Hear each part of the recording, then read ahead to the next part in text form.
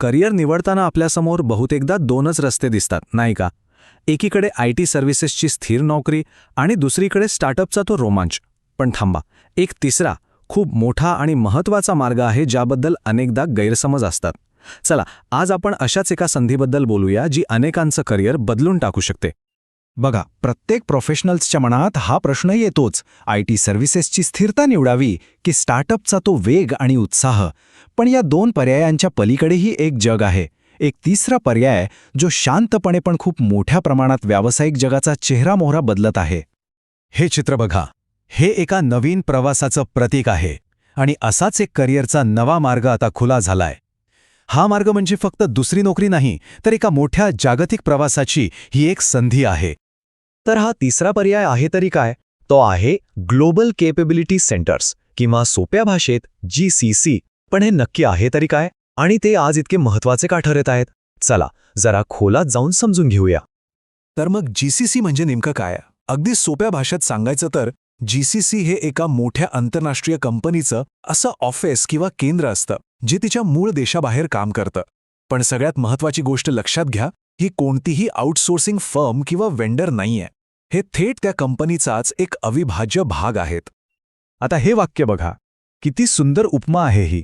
लेखक रामास्वामी नारायणन म्हणतात त्याप्रमाणे GCCमध्ये काम करणं म्हणजे कंपनीच्या बाहेर राहून काम करणं नाही, तर त्या कंपनीच्या रक्तप्रवाहातच सामील होण्यासारखं आहे. याचा अर्थ काय? तर इथे केलेल्या प्रत्येक कामाचा थेट परिणाम कंपनीच्या यशावर होतो. पण तुम्हाला माहिती आहे का, GCC नेहमीच असे नव्हते.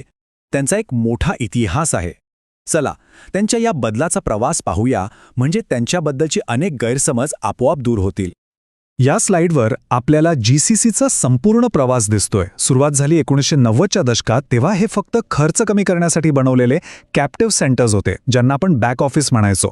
आज ते केपेबिलिटी इंजिन्स बनले आहेत, जिथे खरे इनोव्हेशन होतं.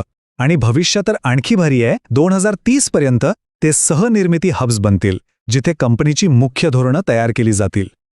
आता हा आकडा बघा, 19 लाख. हो, बरोबर ऐकलं. ही फक्त भारतातल्या GCC क्षेत्रात थेट काम करणाऱ्या प्रोफेशनल्सची संख्या आहे. यावरून विचार करा की हे क्षेत्र किती मोठं आणि महत्त्वाचं आहे. आणि गंमत म्हणजे ही संख्या अजूनही वेगाने वाढतीये. बरं, GCC काय आहेत हे तर आपल्याला कळलं. पण आता सगळ्यात महत्त्वाचा प्रश्न, तिथे करिअर करणं म्हणजे नेमकं काय असतं? आतलं जग प्रत्यक्षात कसं दिसतं? चला पाहूया. GCC म्हटलं की अनेकांच्या डोक्यात एकच गोष्ट येते, टॅक्स सपोर्ट. पण खरं सांगू, हे चित्र पूर्णपणे चुकीचं आहे. इथे टेक्नॉलॉजी आणि फायनान्सपासून ते थेट प्रॉडक्ट डिझाईन आणि इनोव्हेशनपर्यंत अक्षरशः प्रत्येक क्षेत्रात संधी उपलब्ध आहेत. ही एक संपूर्ण इकोसिस्टम आहे. इथे यशस्वी व्हायचं असेल तर फक्त टेक्निकल नॉलेज असून चालत नाही. त्यासोबतच नवीन गोष्टी वेगाने शिकण्याची क्षमता, वेगवेगळ्या देशांतील लोकांसोबत सहजपणे काम करण्याची कला आणि स्वतःहून पुढे येऊन समस्या सोडवण्याची वृत्ती असणं खूप महत्त्वाचं आहे. चला, आता आपण पुन्हा आपल्या मूळ प्रश्नाकडे येऊया. GCC, IT सर्व्हिसेस आणि स्टार्टअप्स यांच्यात नेमका फरक काय आणि आपल्यासाठी नक्की काय योग्य आहे? ही स्लाइड आपल्याला अगदी स्पष्ट चित्र देते. बघा, GCCमध्ये आपण कंपनीचा एक अविभाज्य भाग असता. IT सर्व्हिसेसमध्ये आपण क्लायंटसाठी काम करणारे वेंडर असता, तर स्टार्टअपमध्ये आपणच निर्माता असता. GCCमध्ये वाढ ही ठरलेली आणि जागतिक पातळीवरची असते, तर स्टार्टअपमध्ये धोका जास्त असतो पण परतावाही जास्त असतो. GCCमध्ये स्थिरता मिळते, तर स्टार्टअपमध्ये एक उत्साही गोंधळ असतो. तर मग या जगात यशस्वी होण्यासाठी आपला रोडमॅप कसा असायला हवा? भविष्याचा विचार करून नक्की कोणती पावलं उचलायला हवीत?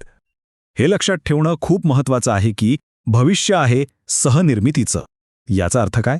म्हणजे GCC फक्त सांगितलेलं काम करणार नाहीत, तर कंपनीच्या भविष्याला आकार देणारे महत्त्वाचे भागीदार बनतील. अगदी एखादं नवीन उत्पादन कसं असावं हे ठरवण्यातही त्यांचा थेट सहभाग असेल. मग प्रश्न येतो की यात यशस्वी कसं व्हायचं? त्यासाठी या 3 सोप्या पायऱ्या आहेत. पहिली, स्वतःला तपासा की हे क्षेत्र आपल्यासाठी योग्य आहे का. दुसरी, आवश्यक कौशल्य मिळवा आणि आपली एक व्यावसायिक कहाणी तयार करा. आणि तिसरी, एकदा प्रवेश केल्यावर शांत न बसता एका ध्येयाने आणि योजनाबद्ध पद्धतीने आपली वाढ करा. एक गोष्ट लक्षात ठेवा, करिअर हा आता फक्त एका शहरापुरता किंवा देशापुरता मर्यादित प्रवास राहिलेला नाहीये. तो एक जागतिक प्रवास आहे आणि या प्रवासात GCC एक खूप महत्त्वाचा टप्पा ठरू शकतो. आता प्रश्न प्रत्येकाने स्वतःला विचारायचा आहे की आपल्या करिअरचा पुढचा अध्याय आपण कसा लिहिणार.